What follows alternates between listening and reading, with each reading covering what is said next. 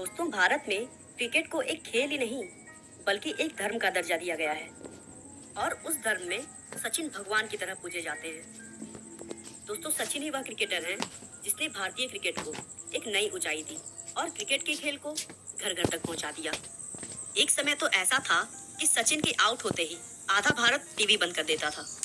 और क्रिकेट में सचिन को भगवान का दर्जा देना शायद इसलिए भी सही है क्योंकि अगर रिकॉर्ड्स की बात करें तो सचिन के आसपास भी कोई नहीं भटकता।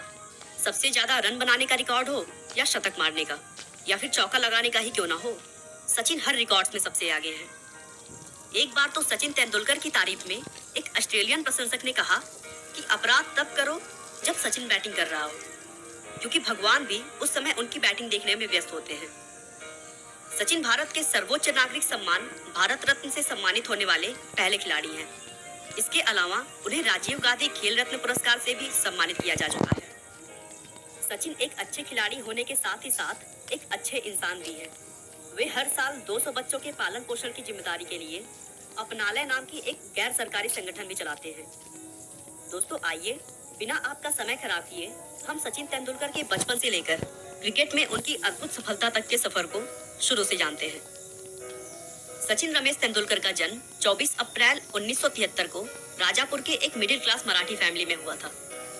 उनके पिता का नाम रमेश तेंदुलकर था, जो एक लेखक और प्रोफेसर थे, और उनकी मां का नाम रजनी तेंदुलकर था, जो एक इंश्योरेंस कंपनी में काम करती थी।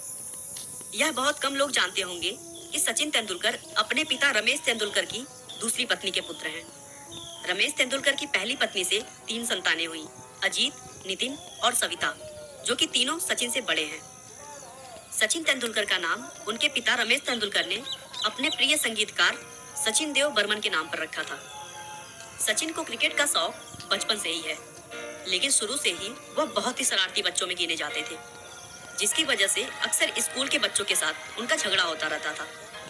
सचिन की शरारतों को कम करने के लिए उनके बड़े भाई अजीत ने उन्हें 1984 में क्रिकेट एकेडमी ज्वाइन कराने का सोचा और रमाकांत आचरेकर के पास लेकर गए।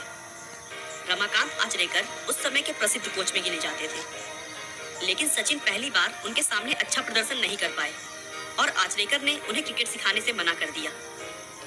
लेकिन बड़े भाई अजीत के रिक्वेस्ट पर आचरेकर ने फिर से एक बार सचिन का मैच देखा, लेकिन इस बार वे सचिन को एक पेड़ के पीछे से छुपकर देख रहे थे और तब सचिन ने बहुत अच्छा मैच खेला था, जिससे उन्हें पता चल गया कि सचिन केवल हमारे सामने खेलने में असहज महसूस कर रहे हैं।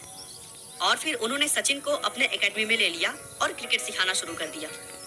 आगे चलकर आचरेकर को सचिन के बैट पकड़ने के तरीके से प्रॉब्लम थी, क्योंकि सचिन बैट को बहुत नीचे से पकड़ते थे और आचरेकर के हिसाब से इस तरह से बैट पकड़ने पर अच्छे शॉट्स नहीं लगाए जा सकते थे। इसीलिए उन्होंने सचिन को बैट को थोड़ा ऊपर पकड़कर खेलने का सलाह दिया, लेकिन इस बदलाव से सचिन कंफर्टेबल नहीं फील कर रहे थे और इसीलिए उन्होंने आचरेकर से रिक्वेस्ट किया कि उन्हें नीचे बैट पकड़कर ही खेलने दें। दरअसल बचपन में सचिन अपने बड़े भाई के बैट से खेलते थे और उनके छोटे छोटे हाथों से बड़ी बैट को पकड़ने में बहुत दिक्कत होती थी और वह उस बैट को संभालने के लिए बहुत नीचे से पकड़ते थे। वहीं से उन्हें बैट को नीचे पकड़ने की आदत हो गई। आचरेकर तेंदुलकर की प्रतिभा से बहुत ही प्रभावित थे और इसीलिए उन्होंने सचिन को श्रद्धा आश्रम विद्या मंदिर में पढ़ाई के लिए शिफ्ट होने के लिए कहा, क्योंकि वहां पर क्रिकेट की बहुत अच्छी टीम थी और उन्होंने देखा था कि सचिन को अगर